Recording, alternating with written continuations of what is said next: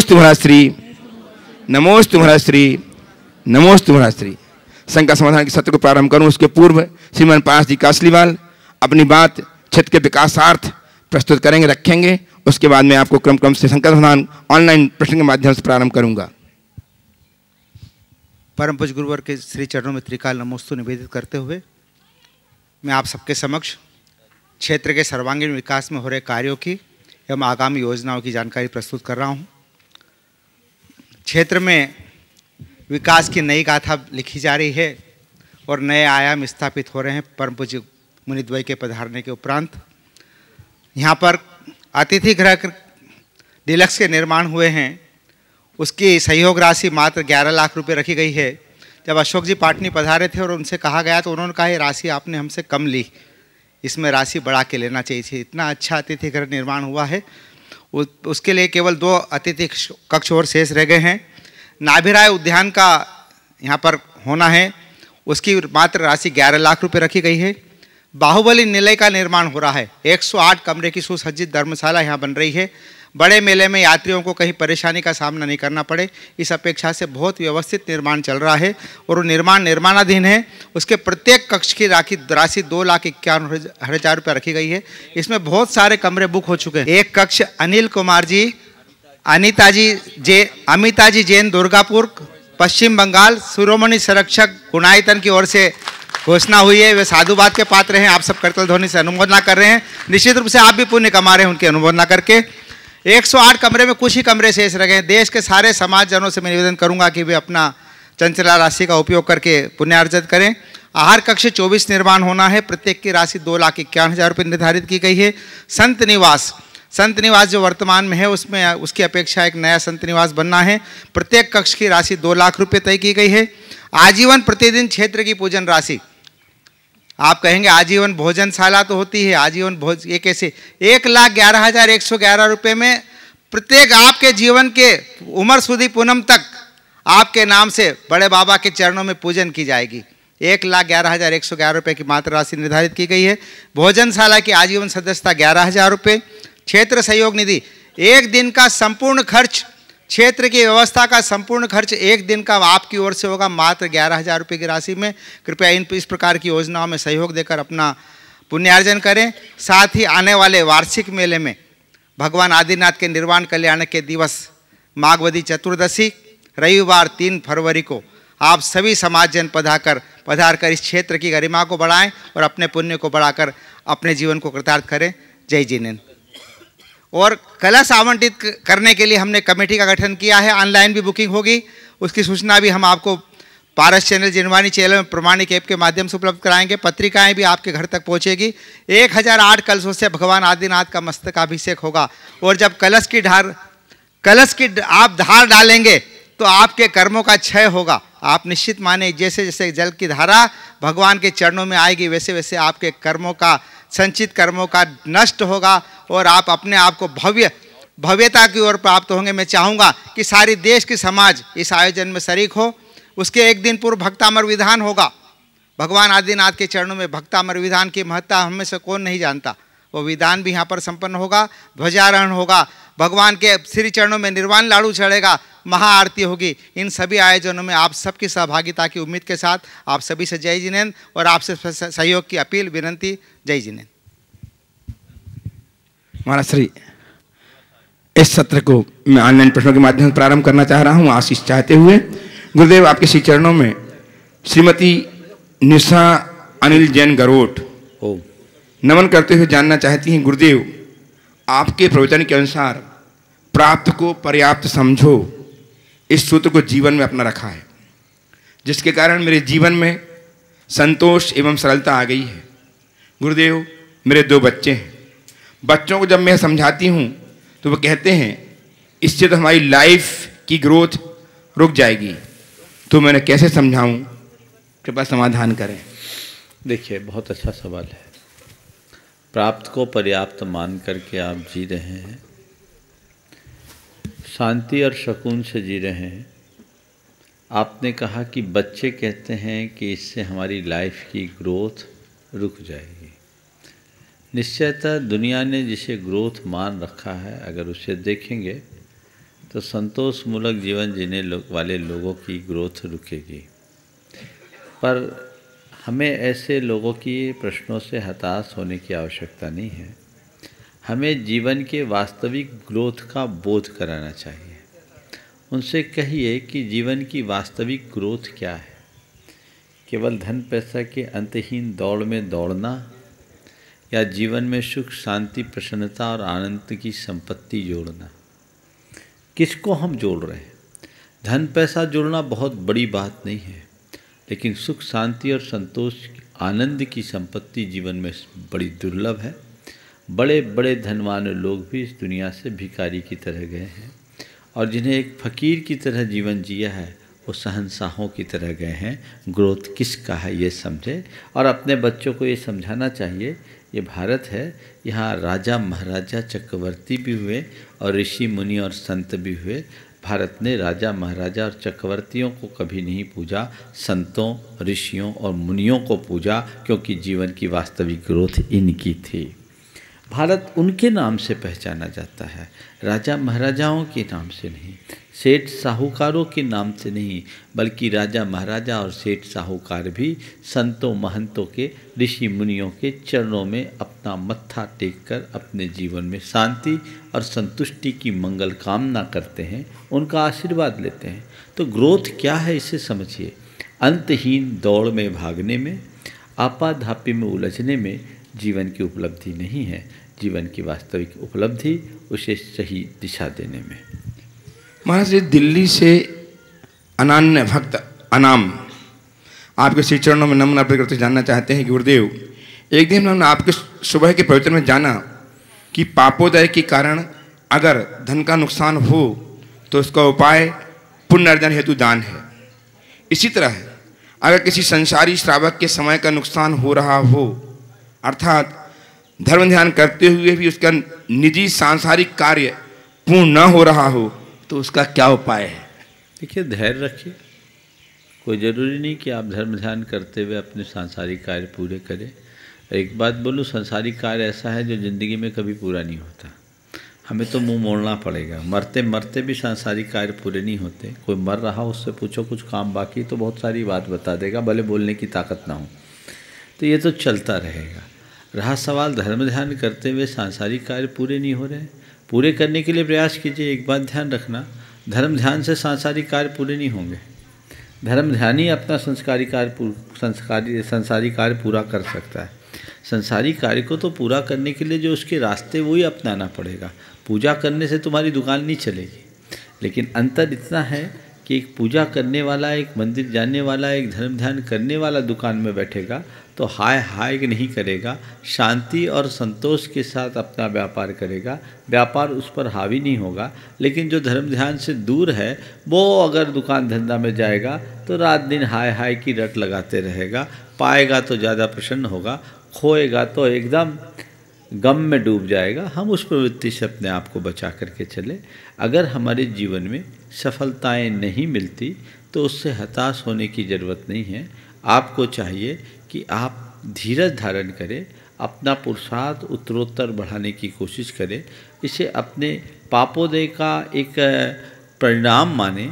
समय सबको बदलता है, एक दिन तो घूरे के भी दिन फिर जाते हैं, इसलिए हमें धैर्य रखकर चलना चाहिए। महाराज श्री ज्योति पाटोदी इंदौर से छोटा सा समाधान चाहती हैं नमोस्तु अर्पित करते हुए कि महाराज श्री भारत में जो तिथि है वह विदेशों में कैसे मान्य है? देखिए, भारत की तिथि अगर देखा जाए तो भारत की तिथि भी पूरे भारत में एक सी नहीं है। समझ गए? धूप घड़ी से तिथि होती है और तिथियों का संबंध सूर्योदय से है। तो पूरे विश्व में हर जगह की तिथि मान में अंतर आता है। अगर पंचांग के अनुसार वहाँ के अक्षांश देशांश को देखकर निकाल लिया जाए तो वहाँ की तिथि वहाँ के हिसाब से मनानी चाहिए। पर चूँकि वहाँ इस तरह के कैलेंडर अवेलेबल नहीं है, उपलब्ध नहीं है, इसलिए लोग फिर यहीं के हिसाब से मनाते हैं। पर वहाँ तो देखो 12 घंटा का तो ऐसे ही अंतर आता है। तो कहीं 12 घंटा वो तो एक वहाँ के समय जो टाइम जोन के हिसाब से होता है। ऐसे देखा जाए तो यहाँ में और गुवाहाटी में करीब करीब 1.5 घंटे का अंतर होगा, 1.5-2 घंटे का अंतर। तो ये अंतर तो बहुत होता है। विदेशों में वैसे ही अंतर बढ़ता जाता है। तो सूर्योदय के काल के हिसाब से तिथियों का मान निकालना चाहिए। महाराज एक और अनाम प्रश्न है, आपके श्री चरणों में नमस्ते करते हुए जानना चाहते हैं कि ये कहा जाता है कि हम षोडश कारण भावना भाने से तीर्थंकर प्रकृति का बंध कर सकते हैं, तो ऐसा क्या खास है इन भावनाओं में कि इनसे ही सबसे उच्चतम प्रकृति का बंध होता है? और क्या अहिंसा की भावना काफ़ी नहीं होती इसके लिए? और कैसे हम इन भावनाओं का चिंतन करें? देखिए, अहिंसा की भावना तो इन सब में है ही, पर इसमें अहिंसा की प्रगाढ़ता जुड़ी हुई है। सामान्य अहिंसा और दर्शन विशुद्धि आदि शुभ भावों से जुड़ी हुई अहिंसा में बड़ा अंतर है। ये भावना हिंसक भाएगा तो नहीं पाएगा। अहिंसक ही जब ऐसी भावना को भाता है तब उसको उसका फल मिलता है। तो अहिंसक व्यक्ति के हृदय में जब अन्य विशुद्धियाँ और बढ़ती है, उसमें मुख्य रूप से दर्शन विशुद्धि है, वो है विश्व कल्याण की भावना से अनुप्राणित निर्मल सम्यक दर्शन। आत्मदृष्टा होना जरूरी है, सम्यक दृष्टि होना जरूरी है, और जगत उद्धार की भावना होनी चाहिए प्रगाढ़। स्वपर के उत्थान की भावना जिसके साथ विशेष रूप से जुड़ती है, वही व्यक्ति तीर्थंकर प्रकृति जैसे महान पुण्य के संचय का भागी बन पाता है। तैयार हैं डॉक्टर प्रेमचंद जी पाटनी अलोरा से, ट्रस्टी गुणायतन, महामंत्री अलोरा जैन समाज। अंतिम ऑनलाइन प्रश्न महाराज श्री सुधीर जी जैन रत्नाम से, जो आपके पत्रकार भी हैं, आपके चरणों में नम्र प्रत्यक्ष जाना चाहते हैं। गुरुदेव, आपके प्रवचन चातुर्मास में लगभग रोज उन्होंने लिखकर व्हाट्सएप पर भेजे और पूरे भारत में लोगों ने इसका लाभ लिया। प्रमाणिक समूह भी अपने फेसबुक पेज पर उन्हें प्रकाशित करता है और ये बीच बीच में रायपुर से प्रकाशित दैनिक विश्व परिवार में छपते भी हैं। कल एक बहन का संदेश मिला, आपके द्वारा भेजे गए मुनिश्री के प्रवचन को मैं अपनी नॉन जैन फ्रेंड्स को भेजती हूँ। उनके भाव मुनिश्री के दर्शन करने के हैं। एक नॉनवेज खाती थी, उसने छोड़ दिया। कृपया आप ऐसे ही प्रवचन भेजते रहें, ऐसी भावना व्यक्त करते हुए आशीर्वाद है, स्वागत है। चलिए बोलिए। आइए श्रीमान प्रेमचंद जी पाटनी एलोरा, ट्रस्टी गुणायतन, महामंत्री एलोरा जैन समाज। तैयार हैं शोभाकांक्षी जय श्री जयचंद जी पाटनी बेरूल। परम पूज्य प्रमाण सागर जी महाराज के चरणों में मेरे ओर से, मेरे परिवार की ओर से, एलोरा गुरुकुल की ओर से, एलोरा समाज की ओर से त्रिवार नमन नमन नमन। परम पूज्य महाराज जी, आपके मार्गदर्शन में, आपके आशीर्वाद से एलोरा गुरुकुल में भावना योग जो रोजाना रतलाम में हम लोगों ने जब पर्युषण पर्व में जो शुरू किया था, उसका भावना योग एलोरा गुरुकुल में रोजाना सुबह में बच्चों से मुखोद्गत हो गया है। और यही भावना हमारी ऐसी भावना है कि भविष्य में भी जो गुरुकुल के स्कूल में, वहाँ जो स्कूल में 1300 बच्चे हैं, उसको भी ये भावना योग का बराबर उनका सुबह सुबह रोज पाठ हो, ऐसे हमारी भावना है। आपका आशीर्वाद उसके लिए चाहिए।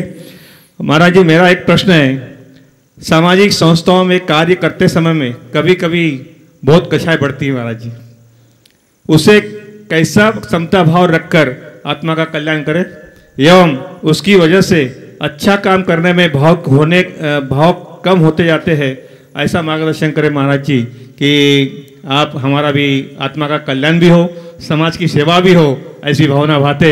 और महाराज जी, और एक प्रश्न है मेरा कि अभी पूरे समाज एलोरा पूर्ण महाराष्ट्र की ओर से बहुत सारे लोग विविध संस्थाओं में, कभी कभी हम जाते बाहर तो महाराज जी, प्रमाण सागर जी महाराज हो, आचार्य सी कब एलोरा में आ रहे, ऐसी सब उनकी भावना रहती है। तो हमारी भावना है महाराज जी, पूरे महाराष्ट्र की ओर से बोल रहा हूँ मैं कि आपका यहाँ से महाराष्ट्र बहुत पास में है, तो आपका भी आपका सानिध्य हमको मिले, ऐसी भावना भाते महाराज जी। इसका आप हमें देखिए, सबसे पहली बात, मंगल भावना और भावना योग बड़ा अंतर है। ये जो मैं मंगल भावना की गीत गाता हूँ, वो भावना योग का केवल एक गीत है। भावना योग का स्वरूप विस्तृत है, जो लगभग प्रतिदिन 35 मिनट का कार्यक्रम है। उसको करेंगे तो जीवन में व्यापक बदलाव आएगा। मंगल भावना भी एक अच्छी भावना है, जो हमारे जीवन में मंगल का संचार करती, पूरे लोक की मंगल भावना है। पर इस भावना को और गहरी बनाने के लिए हमें भावना योग में डूबना चाहिए। प्राय जब मैं भावना योग की बात करता हूँ तो लोग यही समझ लेते हैं, एक प्रकार का भ्रम होता है कि जो गीत महाराज पढ़ते हैं वही भावना योग नहीं है।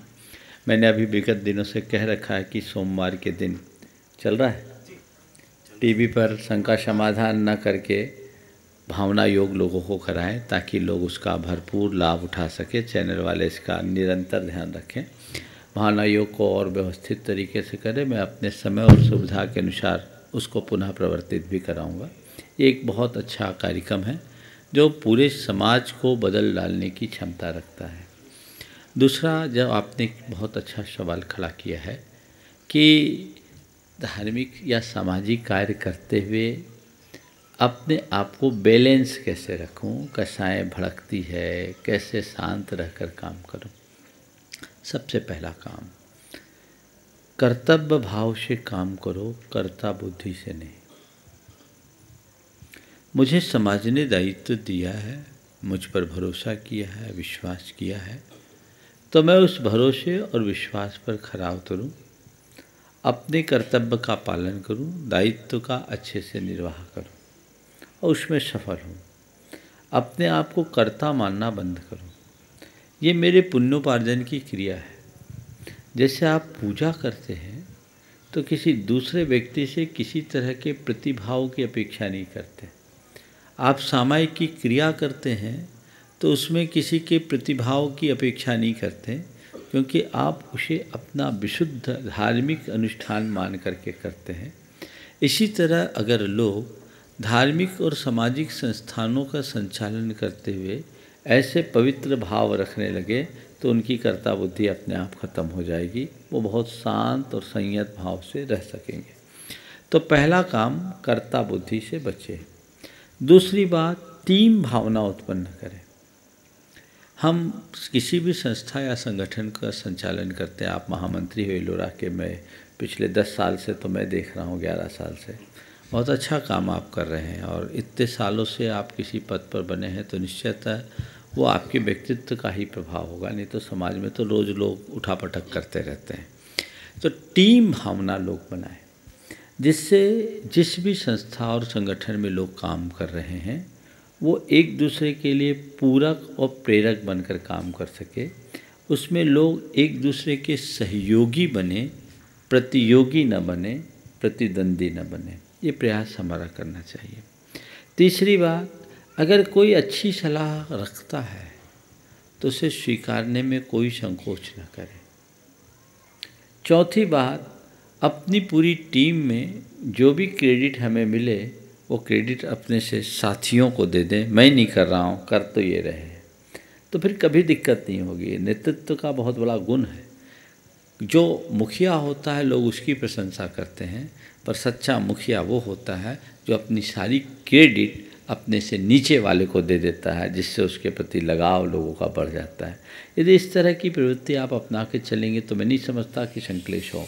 इसके बाद भी ज़्यादा कहीं कोई संक्लेश करते हैं, कोई प्रतिद्वंद्विता उत्पन्न करते हैं तो उन्हें प्रेम से समझाएं। हाँ, कुछ जगह कुछ ऐसी समस्या हो जाती विकराल, वो समस्या आती है आपके जाकर के सैद्धांतिक परंपरा को लेकर के, आम आय को लेकर के, उसमें लोग खींचातानी करते हैं। उनमें भी कषाय उत्पन्न करने की जगह अपनी बात को विनम्र और दृढ़ शब्दों में रख देना चाहिए कि भाई ये हमारी मान्यता है, ये हमारी आमना है, कृपया आप इसमें किसी भी प्रकार का छेड़छाड़ नहीं कर सकते, क्योंकि मैं अपने वचनों से प्रतिबद्ध हूँ।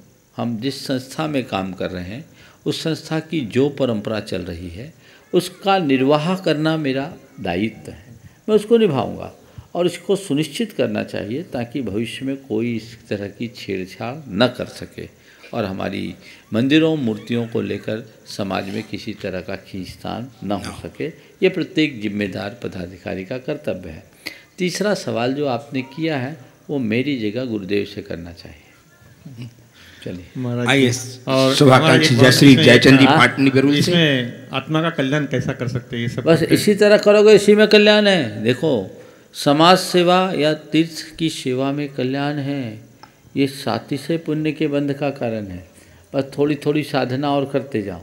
साधना अपनी शक्ति के अनुसार करो, मन रखो कि अंत में मेरी समाधि हो जाए, आत्मा का कल्याण होगा। तैयार हैं श्री हीराचंद जी शेट्टी, अध्यक्ष धर्मपुरी जैन समाज।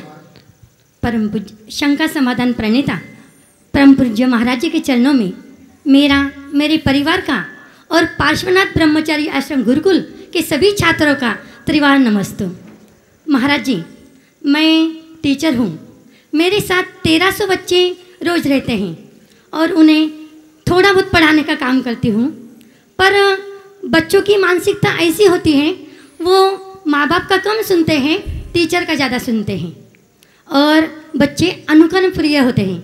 तो मेरा सवाल ये है महाराज जी कि रोज़ 4 बातें आपसे तो सुनती हूँ, पर यहाँ से 4 बातें ले जाना चाहती हूँ जो कि मैं उन बच्चों को दूँ और वो बच्चे जाने अनजाने वो बच्चे वो बातें फॉलो करें और अपनी भारत की युवा पीढ़ी, आने वाली पीढ़ी कुछ और करें। महाराज जी, साथ ही मेरे साथ 450 बच्चियाँ, लड़कियाँ विशेषता रोज पढ़ती हैं, छोटे छोटे गांवों से आती हैं। माँ बाप का उतना ध्यान नहीं रहता, तो ऐसे समय में उन्हें और ज़्यादा मार्गदर्शन की ज़रूरत होती है। समय समय पर हम करते ही हैं, पर महाराज जी परिस्थिति बहुत बदल गई है, इसमें हमारा दायित्व थोड़ा बढ़ चुका है, तो आपसे और अधिक मार्गदर्शन की अपेक्षा रखती हूँ। देखिए, बहुत ही महत्वपूर्ण सवाल आपने खड़ा किया है। बच्चों के भविष्य के निर्माण में शिक्षकों का महत्वपूर्ण स्थान है और अगर शिक्षक संस्कार निष्ठ होते हैं, चरित्र निष्ठ होते हैं, तो उनके व्यक्तित्व की अमिट छाप छात्रों पर पड़ती है जो उनके जीवन का निर्माण करती है। आपने बहुत अच्छे भाव व्यक्त किए हैं कि बच्चों को ऐसी क्या 4 बातें दूं जो उनके जीवन के लिए एक दीप स्तंभ का काम कर सकें। मैं आपके माध्यम से देश भर के उन तमाम छात्र छात्राओं के लिए 4 बातें कहना चाह रहा हूँ। सबसे पहली बात, हर बच्चे अपने जीवन की सीमा का ख्याल रखें। उन्हें आप सीमा का बोध कराएं। मेरे जीवन की सीमा क्या है? यदि मैं इसे भूल जाऊंगा तो अपने जीवन में कभी सफल नहीं हो सकूंगा। मनुष्य जो कुछ भी करे स्वीकार्य है, पर उसकी एक सीमा होनी चाहिए। बाउंड्री क्रॉस करने में जीवन का मज़ा ख़त्म होता है। तो हर बच्चे को अपने जीवन की एक सीमा फिक्स करनी चाहिए कि इससे बाहर तो मुझे जाना ही नहीं है। हमारी परंपरा में जाति मर्यादा, धर्म मर्यादा, कुल मर्यादा में सारी सीमाएं आ जाती थी, जो हमारे सारे सामाजिक मूल्यों को सुरक्षित रखने का आधार बनती थी। तो हर बच्चे को सीमा को सुरक्षित रखने का भाव रखना चाहिए कि ये मेरी सीमा है, इस सीमा को मुझे किसी भी हालत में क्रॉस नहीं करना है। दूसरा, संस्कार निष्ठ बनाइए। उन्हें संस्कारों का पाठ पढ़ाएं और बच्चों से कहें कि जीवन में संस्कारों का क्या महत्व है। अगर बच्चे संस्कारों के महत्व को समझेंगे और उनकी सुरक्षा करेंगे तो उनके जीवन में कभी किसी प्रकार का भटकाव नहीं आएगा, चाहे वो लड़का हो या लड़की। संस्कारों की आवश्यकता सबको है और संस्कार ही हमारे जीवन की असल पूंजी है। इसलिए उन्हें संस्कारों के प्रति हमें दृढ़ बनाए रखने की बहुत ज़्यादा आवश्यकता है। तीसरी बात, उन्हें कहें कि वे लगनशील बने। अपना जो लक्ष्य है उसके प्रति समर्पित होते हुए पूरी लगन निष्ठा के साथ काम करें। सफलता के लिए सबसे बड़ी आवश्यकता है लक्ष्य निर्धारित कर उसके प्रति लगन से जुटना। यदि वे अपने लगन के साथ जुटे रहेंगे तभी कोई अच्छा परिणाम प्राप्त कर सकेंगे।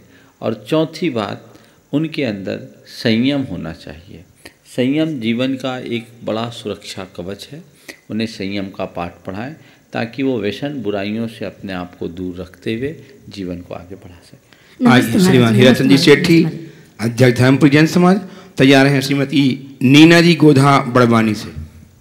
परम पूज्य मुनिराज के श्री चरणों में धर्मपुरी जैन समाज और सेठी परिवार की ओर से 3 बार नमोस्तु नमोस्तु नमोस्तु। गुरुदेव, आपके प्रवचनों में 4 बातें हमेशा मैं सुनता हूँ और उसमें से कुछ बातें मैंने इसमें से शार्ट आउट की है।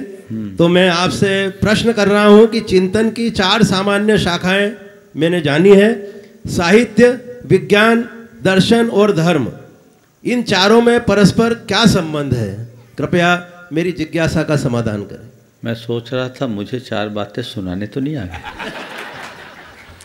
साहित्य, विज्ञान और दर्शन और धर्म। हाँ, चिंतन में इन चारों का क्या पारस्परिक समावेश है, संबंध है? देखिए, विज्ञान, दर्शन, धर्म और चिंतन। सबसे पहला क्या बोला था आपने? साहित्य, विज्ञान। साहित्य, विज्ञान, धर्म और दर्शन, चारों हमारे चिंतन के आधार हैं। और इन चारों में सबसे पहले अगर अपने चिंतन की शुरुआत करना चाहते हैं तो मनुष्य को चाहिए कि वह ज्ञान विज्ञान को पाए। ज्ञान ही हमारे चिंतन का आधार है और उस ज्ञान को परिष्कृत करने में साहित्य का महत्वपूर्ण स्थान है। हम साहित्य का अध्ययन करेंगे तो हमारे अंदर ज्ञान विज्ञान आएगा, लेकिन साहित्य का अध्ययन करके ज्ञान विज्ञान पाने के लिए भी हमारे पास कोई एक दर्शन होना चाहिए। दर्शन हमारी दृष्टि को सुनिश्चित करता है। अगर हमारा दर्शन सही है, कंसेप्ट भी बिल्कुल सही है, दृष्टि सही है, तो हमारे चिंतन की दिशा सही होती है। और जो हमने चिंतन किया है उसको जीवन में उतारने का आधार धर्म बनता है। धर्म चिंतन नहीं है, धर्मचर्या है। तो अगर हम ज्ञान को प्राप्त करके साहित्य के माध्यम से सही दर्शन और दृष्टि लेकर चलते हैं तो हमारा चिंतन सहज रूप से निखर सकता है। नमस्ते। आइए श्रीमती नीना जी गोधा, पारस जी काला, धर्मपुरी से। नमोस्तु गुरुवर, नमोस्तु नमोस्तु नमोस्तु। रहीमन पानी राखिए, बिन पानी सब सून, पानी गए न उबरे, मोती मानस चून। गुरुवर, मेरा ये प्रश्न है कि हिंदी भाषा एक वैभवशाली भाषा है। इसमें एक शब्द के अनेक अर्थ होते हैं और एक अक्षर उपसर्ग और प्रत्यय के रूप में जुड़कर अर्थ का अनर्थ कर देता है और अपेक्षा उपेक्षा में बदल जाती है। तो शब्द की, अक्षर की शक्ति के बारे में कुछ समझाइए। देखिए, अक्षर की शक्ति अनंत है। हमारे यहाँ शब्द को ब्रह्म कहा है, वांग्मय का आधार कहा है। हमारी भाषा बड़ी समृद्ध भाषा है। विश्व की सबसे समृद्ध भाषा अगर है तो हमारी भाषा है। जिसे आज हम हिंदी के रूप में देते हैं, इसका मूल संस्कृत है, प्राकृत है और इसका कोश बहुत व्यापक है। इसके बल पर हम बहुत बड़ा बदलाव घटित कर सकते हैं। हमें इन्हें समझना चाहिए और इसलिए चाहिए कि हम अपनी भाषा पर विशेष ध्यान दें, दूसरी भाषाओं के अंधानुकरण से बचें। भाषा का ज्ञान रखना ठीक है, लेकिन जितने अच्छे से हम अपनी बात को संप्रेषित कर सकते हैं अपनी भाषा में, वो दूसरी भाषा में नहीं हो सकते। हमारे लिए इन भाषाओं में बहुत सारी संभावनाएं हैं, गुंजाइश है, और अगर हम करें तो बहुत लाभ ले सकते हैं। इसलिए अक्षर ब्रह्म की हम शक्ति को समझें। इन अक्षरों की आराधना से तो कैवल्य की प्राप्ति होती है। तो हम इन अक्षरों को समझें और अपने जीवन को उस दिशा में आगे बढ़ाने की कोशिश करें। आइए परासी कला, हाँ, धर्मपुरी से। हाँ बोलिए। एक नियम रोज देने का। एक नियम रोज देना है। चलो अब देखते हैं, आखिरी में देखते हैं। याद दिला देना। मैं तो थोक में नियम देना ज़्यादा चाहता हूँ, फिर भी आपने कहा है, देखता हूँ। हाँ, परासी कला उपस्थित हो, तैयार है श्रीमती सुनंदा जी जैन, अंजड़ से। गुरुवार के चरणों में त्रिबार नमोस्तु नमोस्तु नमोस्तु। मैं पारस काला धर्मपुरी से। हाँ बोलिए। सत्य का मरण नहीं होता, असत्य का उत्पाद नहीं होता, तो सत्य और असत्य किस श्रेणी में आते हैं? समाधान कीजिए। सत्य का मरण नहीं होता, असत्य का उत्पाद नहीं होता। आपने पूछा है ये दोनों किस श्रेणी में आते हैं। आपकी बात का उत्तर एक दोहे से दे देता हूँ। है कहूँ तो नहीं है, नहीं कहूँ तो है। क्या कह रहा हूँ? है कहूँ तो नहीं है, नहीं कहूँ तो है, और नहीं के बीच में जो कुछ है सो है। समझ के? ना सतो विद्यते भावो, ना विद्यते न भावः विद्यते सतः। ये शाश्वत सिद्धांत है, जो है सो है। आइए श्रीमती सुनंदा जी जैन, अंजड़ से। तैयार हैं। आज हमारे बीच में श्रीमान देवोदय महान संघ के कोषाध्यक्ष एवं मंत्री उपस्थित हैं, श्रीमान प्रेमचंद जी प्रेमी और सुरेंद्र जी जैन। अपने जीवन के पन्नों को स्वर्णिम बना रहे हैं। आज गुरुदेव की शरण आकर के तैयार रहेंगे अपने प्रश्न के लिए। आगे आ जाएं दोनों ही। नमस्ते महाराज जी। गुरुवार और साथ में यदि कोई और हो तो वे भी आ जाए आगे। नमस्ते महाराज जी। गुरुवर कितनी भी भक्ति कर लो, कितने भी उपास कर लो, कभी दिखाई नहीं पड़ते, इससे विश्वास डगमगाता है। अतः क्या भगवान है, कृपया मार्गदर्शन दे। देखिए, भगवान को बाहर देखोगे तो कभी नहीं दिखेंगे और अपने भीतर देखोगे तो तुरंत दिख जाएंगे। तो भगवान को देखना है तो बाहर नहीं, भीतर देखने की कोशिश करो। समझ गया? भगवान महसूस करने की बात है, देखने की बात नहीं है। जैसे लाइटें जल रही है, लाइटें दिख रही है, पर किससे जल रही है? करंट से जल रही है। तार दिख रहा है, करंट दिख रहा है क्या? करंट का तो केवल अनुभव किया जाता है। बस हमारे भीतर भगवान है, हम ही भगवान हैं। जिस दिन हमने अपने विकारों का शमन कर दिया, हम खुद भगवान हो जाएंगे। ओम। आइए कटनी से श्रीमान प्रेमचंद जी, सुरेन जी एवं रयेश जी जयदेव महासंघ के पद और मल्ल कुमार जी अध्यक्ष जबलपुर अपने स्थान में खड़े होकर गुरुजी को और रमेश जी जैन गुरुदेव को नमन अर्पित करके आशीर्वाद प्राप्त करें और अपनी शंकाएं प्रस्तुत करके समाधान प्राप्त करें। श्रीमान मल्ल कुमार जी जैन। चलो श्री मेरी ओर से देवोदय महासंघ की ओर से एक साथ खड़े हो जाओ, एक दो सवाल कर लो बस। हाँ बोलो। नमोस्तु महाराज श्री। हाँ बोलो। महाराज श्री, लोग अज्ञानता में तो पाप रूप प्रवृत्ति करते हैं, लेकिन कभी कभी जानकार विद्वान लोगों की भी ये प्रवृत्ति देखी जाती है। तो इस रूप में कैसे आदमी बचे इससे और उसमें क्या बंद होता है, ये थोड़ा सा मार्गदर्शन करें। देखिए, अज्ञानता में किया गया पाप तो बहुत सहजता से दूर हो सकता है, पर जानबूझ करके किया जाने वाला पाप वज्रलेप होता है। और जो लोग जानबूझ करके पाप करते हैं वो अपने साथ बहुत बड़ा धोखा करते हैं। अब इसके लिए हम कुछ नहीं कह सकते हैं, व्यक्ति को खुद जागना होगा। हम किसी को डंडा के बल पर नहीं सुधार सकते, ये आत्मानुशासन के बल पर ही सुधार संभव है। बस ये जरूर है, अगर ऐसे लोग हैं तो हमें उनसे सुरक्षित दूरी बनाकर चलना चाहिए। नमस्ते। तैयार हैं पेमना सुरेश गंगवाल, ट्रस्टी बावन गजा सिंघाना से। महाराज श्री के चरणों में नमोस्तु। दयोदय महासंघ एवं दयोदय गौशाला जबलपुर की समस्त पदाधिकारियों की ओर से महाराज जी के चरणों में नमोस्तु एवं हमारे परिवार की ओर से नमोस्तु। महाराज श्री, मेरी ये शंका है, बड़वानी जी की जो मूर्ति है वो किन राजा या किन सज्जनों ने बनवाई थी? मदन कीर्ति महाराज के काल में, इनका इतिहास मुझे अभी पूरा स्मरण में नहीं है, अभी बता दिया जाएगा। प्रकाशित है, 1131 है। उनके काल में जीर्णोद्धार हुआ, निर्माण कब हुआ उसका इतिहास नहीं है। तो अभी चूंकि मैंने इतिहास की दृष्टि से कुछ सोचा भी नहीं है, क्षेत्र में आया, मैं दूसरे कार्यों में अभी व्यस्त हूँ इसलिए। लेकिन जो भी है इतिहास कुछ ना कुछ तो होगा ही। जीर्णोद्धार 1000 साल पहले हुआ है, तो भगवान की स्थापना तो और पहले हुई होगी। इसका कोई फॉरेंसिक जांच, डेटिंग होती है आर्कोलॉजी डिपार्टमेंट के माध्यम से, मेरे ख्याल से ज़रूर हुआ होगा। नहीं हुआ है तो उसे कराना चाहिए, ताकि हम पुरातत्वविदों से इतना जान सके कि इसका निर्माण कब हुआ है।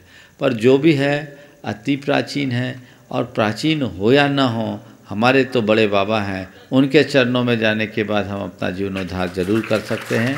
मैं ये ज़रूर कहूँगा आपके माध्यम से कि आने वाले 3 फरवरी को जो भगवान बाहुबली के, भगवान आदिनाथ के निर्वाण महोत्सव का दिन है, उस दिन 52 गजा क्षेत्र का वार्षिक महामस्तकाभिषेक का आयोजन यहाँ की समिति ने रखा है, जो प्रतिवर्ष रखते हैं।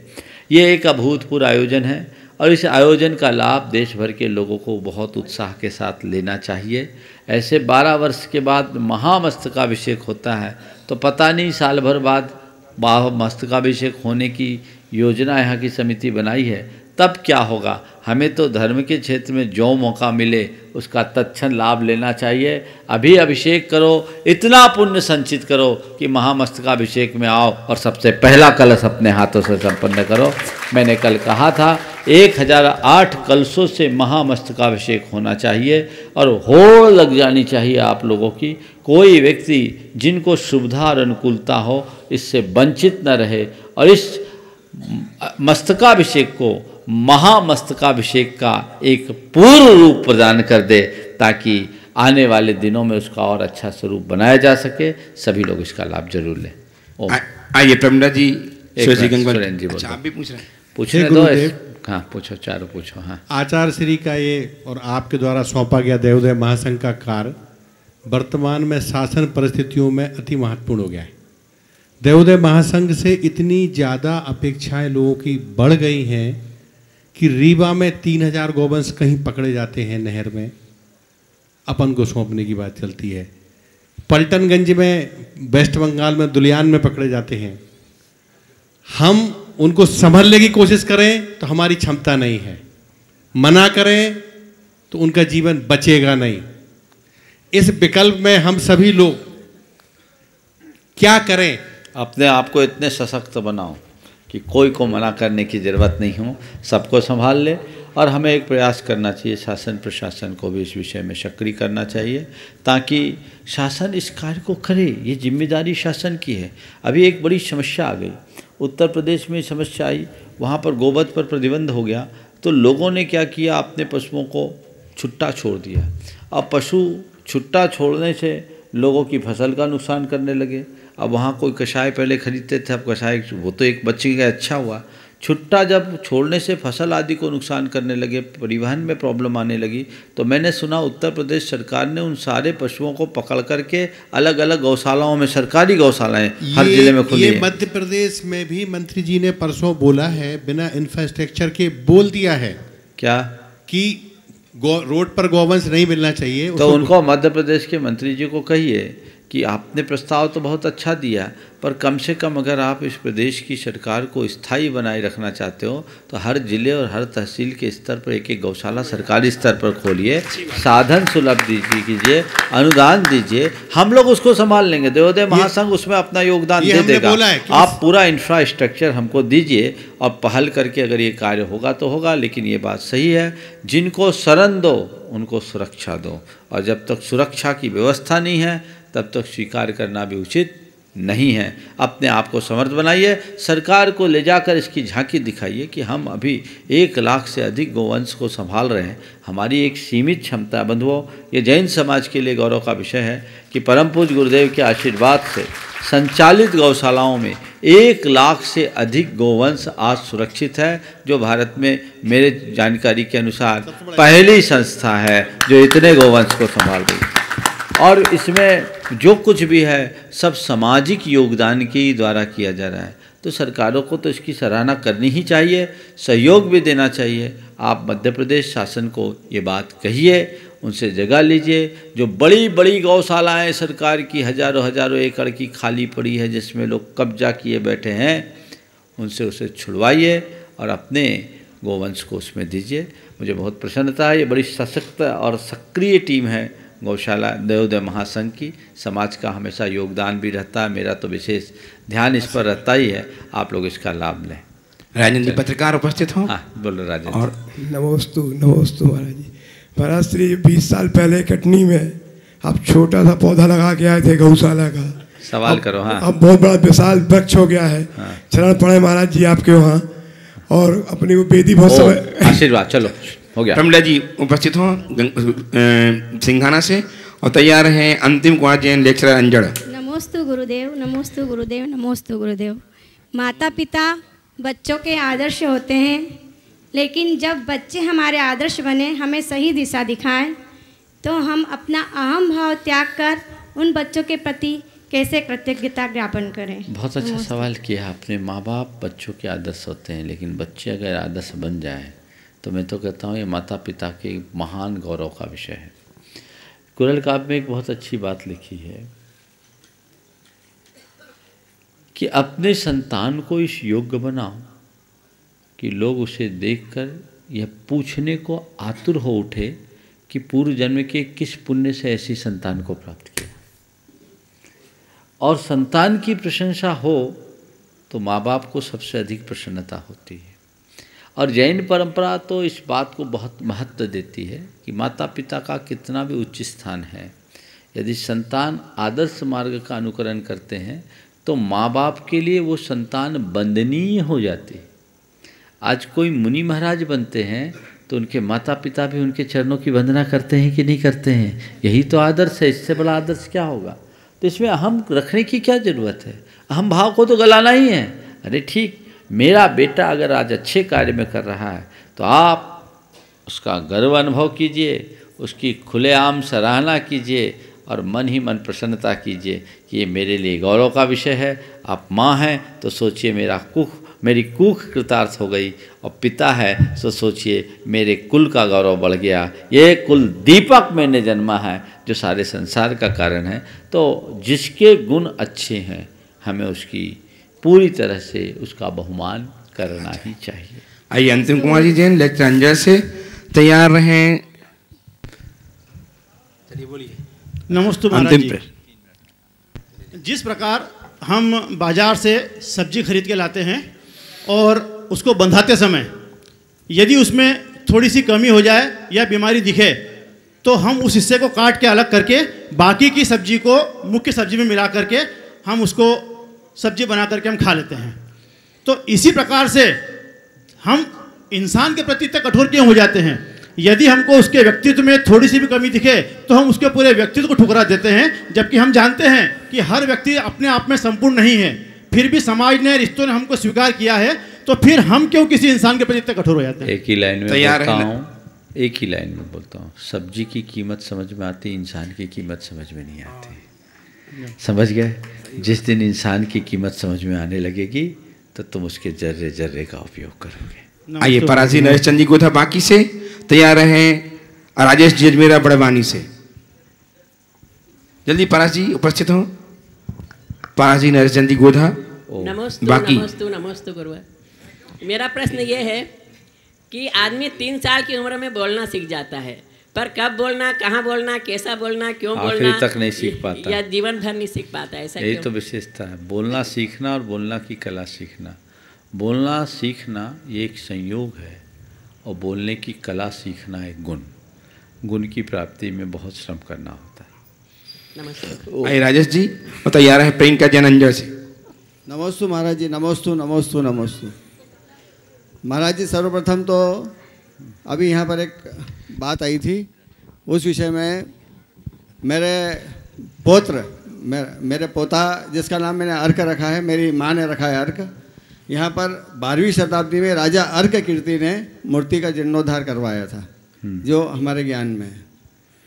महाराज जी मेरा प्रश्न है, वाद विवाद नहीं अपितु निर्विवाद होने के लिए स्यादवाद और अनेकांत का अवलंबन लिया गया है। महाराज जी स्पष्ट कीजिए। बिल्कुल, ये हमारे गुरुदेव का वाक्य है। स्यादवाद को अपना लोगे, अनेकांत को अपना लोगे तो वाद विवाद होगा ही नहीं, संवाद बनेगा, निर्विवाद रहेंगे, सबके साथ समन्वय और तालमेल बनेगा। मैं यहाँ की क्षेत्र कमेटी से ज़रूर कहूँगा कि यहाँ का जो भी उपलब्ध इतिहास है उसे मुझे भी दें और उसे प्रकाशित करें, और एक दिन समय लेकर के पूरे देश भर से लोगों के अंदर जिज्ञासा है।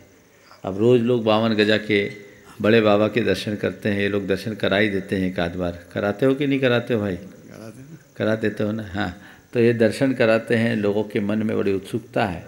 तो 52 गजा का पूर्ण प्रौढ़ और प्रामाणिक इतिहास लोगों तक जाना चाहिए। आइए प्रियंका जी और तैयार हैं सौभाग्य 68 ठोले बजाय नगर औरंगाबाद। मुझे ये जानना है कि आज कुछ जगह जैसे पूजा या विधान करने के लिए पंडित जी उपलब्ध नहीं रहते हैं, तो कुछ जगह मोबाइलों में देखकर पूजा या विधान वगैरह जो भी रहते हैं वो कर लेते हैं। तो उसमें ये पूजा विधान मोबाइल में देखकर करना चाहिए या नहीं करना चाहिए? उसमें कुछ फल मिलता है? देखिए, फल नहीं मिलता ऐसा तो नहीं कहूँगा, पर जैसा मिलना चाहिए वैसा नहीं मिलता। विधि विधान को ठीक तरीके से करना चाहिए, और जहाँ सुलभ नहीं है तो छोटी मोटी पूजा की विधि खुद सीख लेना चाहिए। खुद को इतना पंडित बना लो कि कहीं किसी प्रकार की दुविधा ही शेष ना रहे। उपस्थित हो सुश्री मुक्ता जैन बड़वानी से और तैयार हैं श्रीमान यश जी सेठी बड़वानी से, प्रोफेसर बड़वानी से। नमस्ते महाराज जी।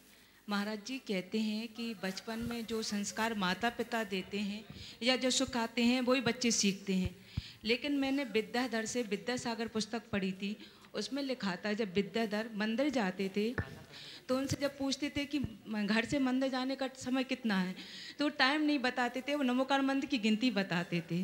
तो ये संस्कार उनके माता पिता के हैं या पूर्व जन्म के हैं? देखिए, माता पिता के संस्कार तो होते ही हैं, उनसे भी प्रगाढ़ संस्कार पूर्व जन्म के होते हैं। तो पूर्व जन्मों के संस्कार हम पर बड़े प्रभावी होते हैं और हमको उस अनुरूप जीवन जीना होता है।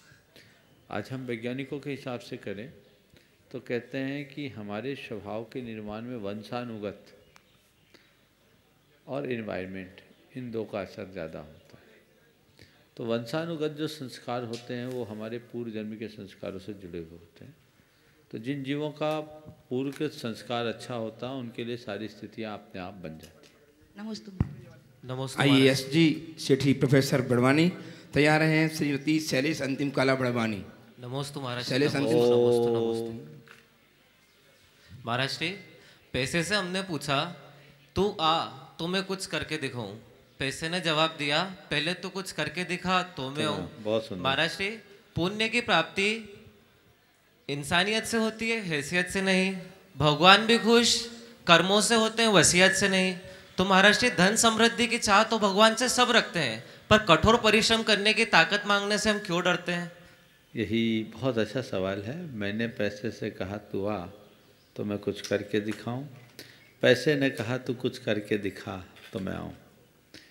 हम भगवान के पास धन संपत्ति की चाह लेकर के जाते हैं, पर कठोर परिश्रम की चाह नहीं करते। वस्तुतः जो नादान होते हैं वो भगवान से धन संपत्ति की चाह करते हैं, और जो ज्ञानवान होते हैं वो भगवान के सामने अपनी चाह त्यागते हैं। सच्चे अर्थों में भगवान की आराधना अपनी चाह को मिटाने के लिए आना चाहिए, चाह पूरी करने के लिए नहीं। हम अगर अपने आप को अंदर से तैयार करें तभी हमारी सच्ची प्रार्थना होगी। भगवान की प्रार्थना इसलिए नहीं करो कि भगवान हमारे कंधे का बोझ उतार दे। भगवान से प्रार्थना ये करो कि इतने कंधे मजबूत हो जाए कि इससे बड़ा बोझ भी सह सके। यही सच्ची प्रार्थना है और हमें इसी दिशा में चलना चाहिए। जिनका नाम लूँ वही खड़े होंगे। श्रीमती शैलेश अंतिम काला बड़वानी से उपस्थित हों और तैयार रहें। श्रीमान अशोक कुमार प्रधान धामनौद से। नमस्तु भगवान, नमस्तु महाराज श्री। अपनी उन्नति में इतना मन लगाए कि दूसरों की निंदा ना करने का समय मिले, तो महाराज श्री हम अपनी उन्नति में अपना समय कैसे लगाएं? बहुत अच्छा है। अपनी उन्नति में इतने लीन हो जाओ कि किसी की निंदा करने के लिए हमें समय ही न मिले। वस्तुतः निंदा वगैरह वही करते हैं जिनके अंदर कोई क्रिएटिविटी नहीं होती, जो रचनात्मकता से दूर रहते हैं, तो वो इस तरह की निंदा आलोचना की प्रवृत्ति में जुड़ जाते हैं। हमें चाहिए कि हम अपने आप को लगन से जोड़ें। आपने पूछा अपनी उन्नति में लगन कैसे लगाएं। हम अपना लक्ष्य बनाएं, अपनी लाइन लंबी करने में अपनी शक्ति लगाएं, दूसरों के गुणों को देखने की कोशिश करें, दोषों को देखना बंद करें, औरों से प्रेरणा लेने की प्रवृत्ति लें। कोई आगे बढ़ रहा है, हमसे कोई अच्छा है, तो हम उससे कोई अच्छी प्रेरणा लेने का भाव रखें, तो ये हमारे जीवन में आगे बढ़ने में सहायक हो। आइए अशोक कुमार जी प्रधान धामनौद से तैयार हैं। सपना मनीष जी जैन बड़वानी। नमस्ते। सपना मनीष जी जैन बड़वानी तैयार हैं। नमस्ते महाराज जी, नमस्ते महाराज जी, नमस्ते महाराज जी। मैं अशोक प्रधान धामनौद से। महाराज जी, जिस प्रकार पतंग को डोर के माध्यम से कुछ दूर तक ऊंचाई पर जाती है, फिर डोर से ढील दी जाती है, तो फिर वो हवा में जाकर ऊपर स्थिर हो जाती है, और पेच के माध्यम से फिर पतंग से अन्य पतंगों को काटा जाता है और अपनी पतंग को स्थिर रखा जाता है। इसी प्रकार अपनी जीवन रूपी पतंग को मैं कौन सी डोर से ऊंचाई पर दूं और कौन सी हवा के माध्यम से उसको ऊपर स्थिर करूं, और ऐसा कौन सा पेच लगाऊं कि मेरी पतंग न तो किसी को काटे और न किसी से कटे और उधर गोविंद में स्थिर रहे। बहुत अच्छी बात है। पतंग डोर से जुड़ती है, ऊपर से आकाश में उड़ती है और एक लेवल पर जाकर स्थिर हो जाती है। पेंच लगती है, पतंग से पेंच काटते भी हैं और कभी कभी पतंग से पेंच कट जाती है। आपने पूछा है हम अपने जीवन की पतंग को ऐसे कौन सी डोर से उड़ाएं जिससे हमारी पतंग आसमान में स्थायी रूप से टिके रहे और न किसी की पेंच काटे न किसी की पेंच से कटे। बहुत अच्छे भाव आपने रखे। मैं तो आपको कहता हूँ, अगर आप अपने जीवन को पतंग की तरह उड़ाए रखना चाहते हो तो बस धर्म की डोर से जुड़े रहो, आपकी पतंग आसमान में उड़ेगी। और उसके लिए हवा है, शुभ भाव की हवा अपने जीवन में बनाए रखो, मन को दुर्भावों से बचाए रखो, तो आपकी पतंग उड़ेगी। और अपने इस धागे में श्रद्धा का मंजा सोड़ दो, आपका धागा अटूट रहेगा। समझ गए? और शुभ भाव के साथ साथ आपके अंदर अनुकूल हवा बनी रहेगी, श्रद्धा की हवा बनी रहेगी, भक्ति भाव की हवा बनी रहेगी, तो आपकी पतंग को फिर न कोई काट सकेगा, न वो किसी को काटने की कोशिश करेगी। नमस्ते महाराज जी। आइए सपना मनीष जी जैन बड़वानी से तैयार हैं श्रीमान शिखरतन जी जैन गुरु अंजल से। हे गुरुवर नमोस्तु नमोस्तु नमोस्तु। जिस तरह हम जब नए कपड़े पहनते हैं तो हमारा चलने का बोलने का एटीट्यूड एकदम बदल जाता है, उसी तरह जब हम धर्म के बारे में सब कुछ जान रहे हैं, पहचान रहे हैं, फिर भी हमें बदलाव क्यों नहीं आ पा रहा है, इसके लिए हमें क्या करना चाहिए? जितने चाव से कपड़े पहनते उतने ही भाव से धर्म करने लगो, बदलाव आ जाएगा। समझ गए? चलिए आइए श्रीमान शिखरतन जैन छोटा उत्तर है, छोटा उत्तर है पर मैं समझता हूँ पूरा है ना? चलिए तैयार हैं श्रीमती सुरेखा अशोक कुमार जी दोषी बड़वानी से। अंजड़ जैन समाज की ओर से 3 बार नमस्तु नमस्तु नमस्तु महाराज श्री। मेरा प्रश्न जो है, आदमी अपना इंसान जो है प्राणी मात्र समझ लीजिए कि वो अपना अधिकार चाहता है और कर्तव्य भूल जाता है। इसी संदर्भ में जो है लिखा है मैंने कि वो अपना कर्तव्य भूलकर बहुत छोटी सी आवश्यकता के लिए, छोटे से लाभ के लिए बहुत बड़ा नुकसान कर देता है। कर्तव्य भूलने में वो अनुशासन भी तोड़ देता है, नियम भी तोड़ देता है, कानून भी तोड़ देता है और अन्य तरह से किसी भी तरह से वो जो है वो लाभ लेता है। इस स्थिति में हम मनुष्यों को क्या करना चाहिए, कृपया समाधान कीजिए। भैया सीधी बात है, कर्तव्य का पालन करना चाहिए। एक लाइन में आपके प्रश्न का उत्तर देता हूँ। दूसरों के प्रति स्वयं के कर्तव्यों और उसके अधिकारों का ख्याल करके चलो। हमारी एक प्रवृत्ति है, हम सामने वाले के कर्तव्य की बात करते हैं, अपने अधिकार की बात करते हैं, कभी ये नहीं देखते कि उसका भी कोई अधिकार है और मेरा भी कोई कर्तव्य। यदि हम सामने वाले के कर्तव्य की जगह स्वयं के कर्तव्य और अपने अधिकार की जगह सामने वाले के अधिकार की बात करके चलना शुरू कर दें तो जीवन में कभी किसी प्रकार की विसंगति नहीं आ सकेगी। आगे बोलिए। आइए श्रीमती सुरेखा जी अशोक कुमार जी दोषी बड़वानी से तैयार हैं संदीप जी जैन बामंदी से। हे गुरुवर नमोस्तु नमोस्तु नमोस्तु। महाराज जी, हमारी शंका ये है कि पाप ऐसा प्रोडक्ट है जो खरीदने में सस्ता लगता है पर उसका दाम चुकाते चुकाते कमर टूट जाती है। फिर भी गुरुवर, लोग ये जानते हुए भी सस्ता प्रोडक्ट क्यों खरीदते हैं? देखिए, बहुत इसलिए कि उसकी मार्केटिंग तगड़ी है, समझ गए। और जिस चीज़ की मार्केटिंग बहुत होती है उसकी लोकप्रियता बढ़ जाती है, वो तो प्रोडक्ट को घर ले जाने के बाद समझ में आता है, समझ गए ना? तो ये चीज़ें हैं और लोग उसी में उलझ के रह जाते हैं। हमें चाहिए कि हम इस मार्केटिंग के चक्कर में न फंसे, वास्तविकता को पहचानने की कोशिश करें। जो समझदार लोग होते हैं वो मार्केटिंग से प्रभावित नहीं होते, वो काम से प्रभावित होते हैं। एक बार ऐसा हुआ, एक आदमी सपने में मरा। ये मार्केटिंग का फंडा क्या होता बता रहा हूँ। सपने में मर गया, मरा तो पहले देखा उसका पुण्य पाप बराबर था।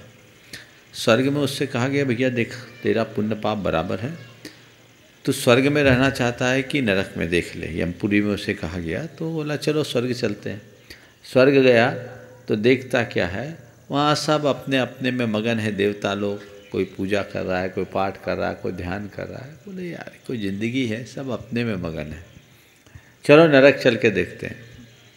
वो नरक विजिट करने के लिए गया। जैसे ही नरक पहुँचा, बहुत तगड़ा रिसेप्शन हुआ उसका विस्की से रिसेप्शन। गजब, नरक में भी ये सुविधा। अंदर गया तो वहाँ डिस्कोथेक चल रहा था। बोले अरे ये क्या, जिंदगी का असली मजा तो यहाँ है। पंडितों ने व्यर्थ में नरक को बदनाम कर रखा है।